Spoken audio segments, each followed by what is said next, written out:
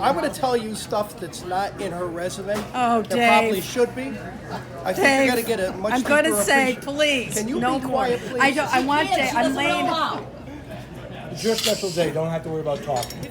I'm just warning somebody here. Zach, so first off, I want to thank you for inviting me. Donna did tell me that you wanted me to pay, and I was a little upset in the beginning because when I gave this speech for Pam, you didn't charge me. We actually said you can't come. I was in the back, and there's still some steaks left over from that function, so I asked them if they would serve. Janice, you may not know this yet, but the election results were just tallied, and you are now the mayor of Southington. Yeah. Zach, on behalf of my wife, I want to congratulate you. Who are you Zach, talking? I don't mean Zach. What am I saying? CJ. CJ. Sorry. Yeah, I was wondering. CJ, I want to tell you how much we'd like to congratulate you on making it into work on Monday. We had lined up your mother to drive you in, but you came in. You realized that you have a 4-wheel drive vehicle, and I just want to let you know that we appreciate it. So I was happy to see Dave here because Dave, he's been a friend of Donnie. He's been like her surrogate wife. He's got other problems. You know, he's the shop wife, but he's been her friend. That relationship was like something from the Goodfellas. And I'm thinking about this cuckoo clock that he was carrying around all of Europe, and he had to carry it everywhere because she made him carry it. And then he left it. Though I was a little surprised, you being a runner, you left it on a cab, and made a woman that was 15 years older than you go run after the cab to catch it. And Petty. Cuckoo clock back. And then he actually played a critical role in scaring me half to death when he called me up from Japan. It was 3 a.m. their time, and they were out drinking, obviously, and he put, I'm not sure if it was Oshia-san or it was Matsubara-san. You put one of them on the phone that could barely speak English. They really couldn't. And all they said is, "We lost Donna." And then he hung the phone up. So Donna had given me a number to call for some administrative person that was supposed to, if I had any concerns. So the next morning I called that administrator. She never called me back. It's like the hangover. No, but what ended up happening, Chris Sprugel ended up calling you from them to you to tell you everything was okay because I couldn't talk on them. These are the people that you're sending around the world? All right. We need the live passports, don't worry. So 30 years with UTC, so 1988 to 1996, that was all with Otis, and then 1998 to current, and that's with Pratt. So that's pretty impressive. These are some facts that you're not aware of, but I want to make sure you are at the end. So she was born in Naugatuck. She's Donna Marie Lynn Vitiello, now Brooks, as well. But what's Naugatuck famous for? Naugahyde. I want you to remember this. And also the Peter Paul chocolate factory was there. It's no longer there. But her parents, Louis and Josephine, very strict Italians, and she's got 2 brothers and a sister, all older, all packing. You know what I mean by that's when you say somebody's 120% Italian, that means they're packing. So they're all packing. Now, and they're all have hair triggers. They all anger easily. John, her oldest brother, I've been in his presence when he's at least knocked out 4 or 5 people. And he's older now, so he 3 days after he turned 72, which is recent, he knocked another guy out. Almost It runs got in the sued. family. It's your choice how you address things with her. I'm just telling you. They used to vacation on the You work for shores. us, so you're safe. They used to vacation in this town called Willsboro on the shores of Lake Champlain. Her brother still holds the record today. This is 40, 50, 60 years later, 50 years later, where he knocked out 8 guys in one night in that town back when they were on vacation. You must have had so much fun. No, I didn't. No, my father was pissed. I'm not saying she's quick to anger. I would caution you on trying to aggravate her. So let's. Jeff, it's too late. I aggravate her every day. Janice, she tells me that. No, So Donna's lovingly. despite what you heard from Zach, her career could have been so many other directions. Specifically, I want to go back. Broadway. She had a calling for Broadway. She was always the female lead in every single musical. I don't know if you knew that. Oliver. She was Nancy Twinkle. I did not know that. No, You yeah, can I sing? bet you did. Little Mary Sunshine, Sing. she was Mary Potts. Bye Bye Birdie, she was Rosie. And Godspell, and this one was still her mother's favorite, right? Am I right? She turned down the role of God, which was a natural for her, and she took the position of Virgin Mary. I did. I've got comments, I'm going to hold them to myself. Way back when they didn't have microphones, so she just portrayed, she was. But that was the one her mother was most proud of. Virgin Mary. She could have been an Olympic gymnast. I don't know if you know that. She was a great athlete. You ever take a look at her Mary Lou Retton calf muscles? And I you hope know. not. She keeps them hidden. But she was most famous for a famous move on the uneven bars. In fact, she was the first one in her high school to ever do it, and it was called the eagle. So an eagle, you see the eagle in flight, right? But the eagle in the gymnast world is where they come off of that top bar, swinging, doing the whole rotation. They come down and they hit with their hips the lower bar, and then they bounce back towards the higher bar, but with it behind their head, and they reach out like this and grab it from behind. It's a blind catch. So she was flying through the air. She made it famous. She got injured a couple times doing it, but she made it famous, and she's the first one in her high school to do it. Isn't that? Can we just have a? Do it now. I'm not done. He's building up for something. I'm not done. Hold on. She could have been the next Madonna or Lady Gaga. I don't know if you know that. In high school, in the choir, she was chosen as the lead singer for Queen's Bohemian Rhapsody. I heard her karaoke, and I No, can't believe now, this. I will tell you, every once in a while, if she's had a glass of champagne, she will go into this thing where she said, I'm just a poor boy. And all of a sudden, these names, I'm trying to think of them, Figueroa, Galileo, she just starts singing them in the house. The dogs love it. But, what was I going to say? But at that point, that was probably the most famous singing performance throughout the Valley. The Valley was a collection of 5 towns that went along the Housatonic River, and she's famous for that performance. So she could have gone anywhere with this. She went to college, Southern Connecticut State University. Most of it's a blur. Yes. A lot of heavy partying. The rugby team used to protect her. And she used to make sure they all had drinks, and her as well. But somehow... Oh my God! Drinks, he means. Drinks. Oh, okay. But somehow, she still went into the professional world, and she actually was the first female business intern for Uniroyal that was also along the river in Naugatuck. And they started her with a typewriter. Now I'm going to stop for a second. Think about her on a typewriter. You ever see her use more than one hand on her Nope. computer? Oh, no. It didn't work. It didn't work. So they moved her to become the first female junior buyer in the history of Uniroyal. And the first assignment that they gave her, because if you think about when that was, and I'm not going to give the years, that was back when things were still male-dominated, which they certainly aren't now anymore.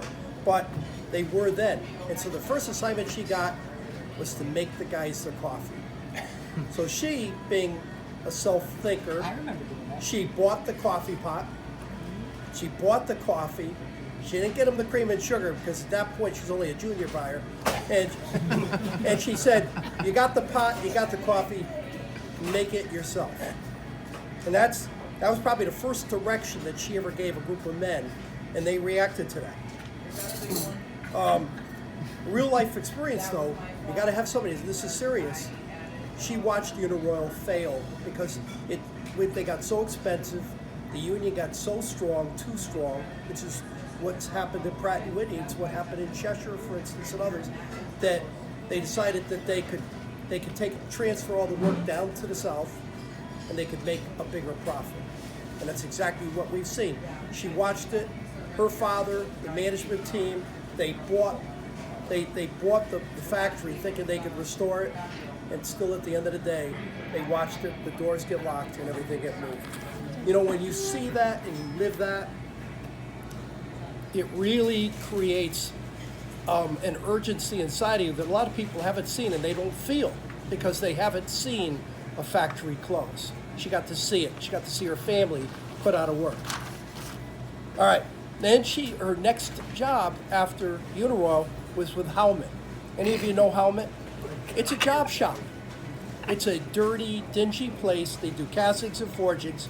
And she was brought in to purchase the forgings and castings. And her customers were Pratt and GE. It's important. So she started in aerospace all the way back then. But it was a sweatshop. And that's where she discovered her first female role model. And I'm going to tell you, when I tell you why this became her role model, it's going to give you some concern. All right? So this was a female GE. She was the vice president of the supply chain for General Electric. And she went up and she got the management guys together. And Janice, if I say anything offensive, I apologize, especially to you. Oh, boy. So she told management, she goes, unzip your pants, pull your balls out on the table, and I'm going to cut them off if you don't perform. And immediately, Donna was sold. Now, Donna had to make a critical decision then, and she stepped right up when that woman said that. And she goes, well, as a woman, I have nothing to lose, so I'm already ahead of the game. That vice president, I'll tell you, the future of Pratt versus GE was hanging in a thread at that point with those words that she had said, because that woman turned around and offered her a job with GE, but she'd have to move. And her parents, they weren't in favor of it. They made a family decision, as an Italian family does. And they said, we want you to stay here. We want you to get married and get pregnant. And that's what they said. So she couldn't go. She couldn't go. Now, a headhunter called her from UTC because at that point, she's one of the few women in supply chain anywhere, and she's at this point starting to develop a career towards it. And she ended up being brought in to be a commodity manager for all of the national contracts with Otis. So 4 years she did that, and then they offered a job to go all the way up to Bloomfield, which was an hour and a half away. So that meant 3 hours on the road every single day. And she was pregnant, and she was going to have to do that in order to be this manager up in Bloomfield, and she turned it down for the family. And it's not the only time, but she didn't stop. She still was driving, so she got sponsored for an executive MBA. And once again, it's famous. So always going to hear these words either first or she was famous for something. But she became the executive, I'll say, compliance, regulatory professional for landfills when she did this graduate program. I don't know how many people can actually put that in their resume, and she was an expert. She was an expert in landfills. That's what she did her thesis on in graduate school, because there's an economics that you really need to understand, and only she had it. She could have at that point walked right into the EPA and named her price. Harvard actually missed the call in this because they should have brought her in to really start teaching this program, because she was talking about their level of capacity.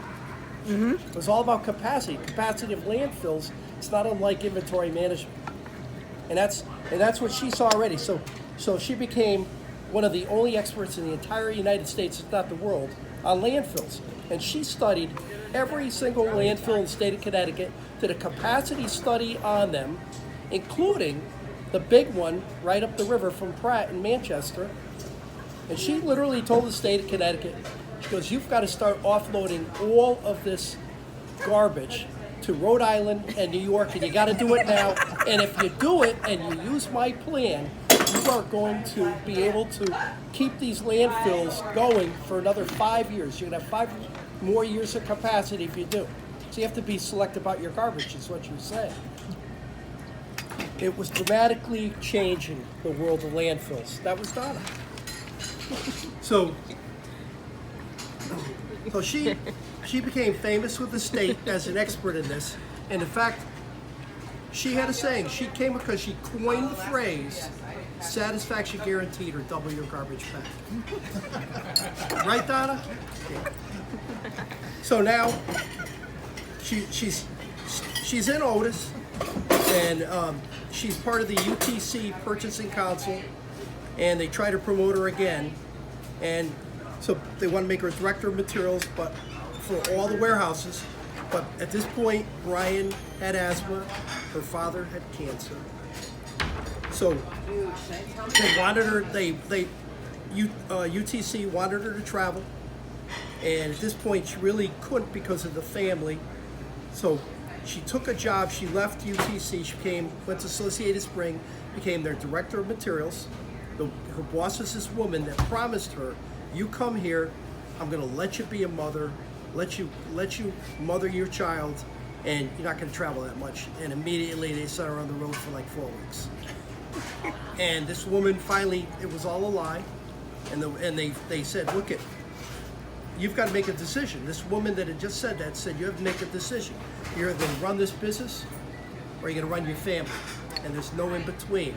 So she left. And she was a stay-home mother for 6 months, which had to be climbing the walls. And then Otis calls her back. They call her back, and she said it was a lesser role. You tell me after I tell you what she had to do, because you don't know this stuff about her. They gave her 2 major projects, one after the other. The first one was she was the materials manager for the World Trade Center, 250 installations of elevators and escalators. You imagine? Imagine that job? You've got, and the preventative maintenance that goes with that job, especially in something that tall. And remember the bomb, the first bomb, not 9/11, but the first bomb that was set off there? You know what damage was done? Her entire inventory of these giant springs was lost forever. And so she had to go out and find a substitute for it. And because she's who she is, she found it with Caterpillar, that they used the spring, big giant spring, almost the same size, the same strength, and Caterpillar was able to work with her so that she was able to keep the inventory going for the World Trade Centers. Then they said, I gotta give her a break. They did. They sent her to Disney's Tower of Terror. Anybody knows Disney, they're really very nasty to their suppliers and just as nasty to their employees. So in this case, she was handling the maintenance inventory, all the preventative maintenance for the Tower of Terror. Disney's got a saying, nobody ever throws up on a Disney ride. Seriously? Mm-hmm. So they couldn't let this thing be jittery like this. They needed it to be smooth and then stop. Smooth and then stop. Well, the amount of wear on the parts is just ridiculous. So, but she had to maintain their inventory, and she did. So now Otis wants to promote her again. They want her to go into an even bigger role, but it was just too much at the time because, again, her father was dying, Brian still had his asthma, and so at that point, we're lucky. She looked for a lesser job, but there's never a lesser job for Donna. She ended up coming to Pratt, to Cheshire Engine Center, 1998, and which is the same year I came back to Cheshire for the second of my 3rd trips to Cheshire. And so she came back, and I'm gonna, as a commodity manager, even though it was a couple steps down, and they gave her QEC, quick engine change. It's all the non-Pratt & Whitney hardware on the externals. And then they promoted her to the materials manager for all of QEC, all of accessories, all of the Rhoda bins, which almost got her fired, and then all of the warehouses associated with Cheshire, which few people understood, was a warehouse in the factory, 2 warehouses down the street, another 70,000 square feet, and then you probably remember it's 115,000 square feet up in East Hartford for SMMO. So a lot. It was a lot. And then they promoted her again, F-117, PW2000 materials manager. Great. Her timing is always so great. DPAS had just kicked in. So that big challenge. Then they had SAP integration, so they made her do that in addition for 8 months. You Yes. remember it? Yes. Yeah, I was there. Yes. Yep. And then Mary Canty, name we all know, most of us know. If you get invited for drinks with Mary Canty, you got to say, okay, so what job does she want me to take? This is always associated with that. The After she sucked us some martini. more drinks that she serves you during that, it means the harder that job is. So this is only the first experience. And so she became the director of customer service for the V2500, which really meant the global materials manager, and for all of IAE. And that was great. She loved that job. The fill rate went from 75% to 98%. We like those numbers. And then she loved it. Then there was a management change, and she didn't love that. And as a result, because she turned the job down. No, it had nothing to do with you. No. Yeah. No. Yeah, I can tell you. I know. And then, but I will tell you, and Dave will support this, her goodbye tour, because the customers loved her so much, her goodbye tour, which was 2 weeks long, was actually legendary. I've heard about it. You were with me. You were there. I mean, this is everywhere. This is what? Scotland, Ireland, England, Germany, and then at least Japan, if not China too. So then then there was a management change. She didn't like that management change. So she got recruited by Russ Ruby C-17 program to be the materials manager for the C-17 fleet around the world. Great job. Loved going to Tinker Air Force Base. But her first experience at Tinker Air Force Base, he said, we're going to take you out to this nice restaurant on the only hill in Oklahoma City. That night there was a big lightning storm, and all the lightning seemed to be focused around that hill. So they said, we're not going to go tonight, we'll go tomorrow night. The next day they couldn't go because the place burnt to the ground from all the lightning strikes. Oh my God. Meanwhile, she had a very nice night in the tub because she had to keep jumping in her tub. I because went into of the tornado tub scare. because I couldn't get down to That's the where shelter you go because it if was you're on the upstairs 7th in it. floor. Those hotels, you jump in a tub to save yourself. I told him. He called me up. What's going on? I said, there's a tornado and I'm in the bathtub. I mean, so you've all been in Kaizen events. Her event that she ran down in Tinker was the biggest Kaizen event that Pratt & Whitney ever sponsored. It was 180 people. And so it involved everybody at Tinker. It involved the Air Force, Pratt, Boeing, and again, the Tinker employees as well. 180 people. And they needed a lot of organization. Yeah. So after that management change, she went to her next job. She left the V's, and Mary Canty called her again.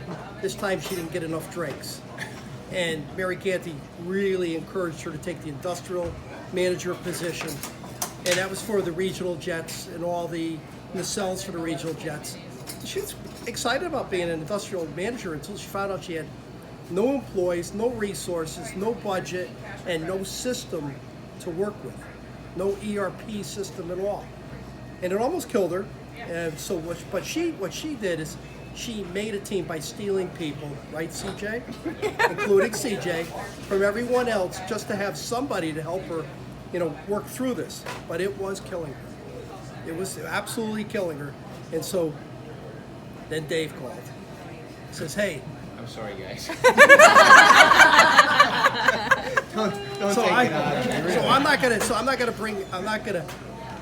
I'm not gonna take you through her job here. I can talk to you separately about that. But I want to kind of wrap it up, and you want me to wrap it up. So we're going to talk about two things. What did you learn about her? And then I'm going to give you a few miscellaneous tidbits that you may know already. And if you don't know them, you're going to know them after this. And I will quiz you. So genetically, don't piss her off.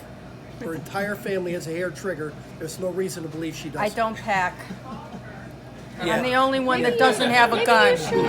I don't. She could have been, have. even though she is here with you and spent 30 years with you, she could have been on Broadway. She could have been a rock star. She could have been an Olympic gymnast. She is the world's greatest expert on landfills. That's important to understand that, and the economics that come with it. She could have been a professor at the Harvard Business School, and all she's really ever wanted to do was be a teacher. And she could have been there, and she chose a very interesting role model. I never want you to forget that. The decisions around that choice with what that VP said have lasting impacts. And I want to hold this one last one to the end. So those are things that we kind of summarize from what, and obviously also her entire career was materials. It really was her entire professional career has been in materials. But some facts. She is DVB. Everybody understand what DVB is? Capital D. She told us to the vice president at Pratt & Whitney. She goes, Tom Mays. the first time he goes, wait a minute, are you Jeff Brooks' wife? You don't say that. Are you Jeff Brooks' wife? She goes, I am Donna Vitiello-brooks. Capital D, capital V, small b. Amazing. She loves her Mini Cooper. She's loved all her Mini Coopers. We've loved all our Mini Coopers. Knowing what you know about her temper, because it's there somewhere. In the gym, if you're ever in the gym with us, don't take her spin bike. Don't do I it. already know. Yeah. Zach, you're talking about chicken parm. She makes the greatest chicken parm, period. Bone in, bone out, it doesn't matter. She loves her dogs and cats. She wants more dogs. She wants to be, she's got this whole thing about running through this field of, it's going to have to be low grass because of the size of the dogs. But she's got this whole dream of them running behind her like her wild animals. She loves those animals. She loves Brian. And when you think about that, she's really sacrificed so much of her career for her family and for those that she loves. And she's awesome at whatever she does. And always keep this in mind. She turned down GE, and she's with you. That's like some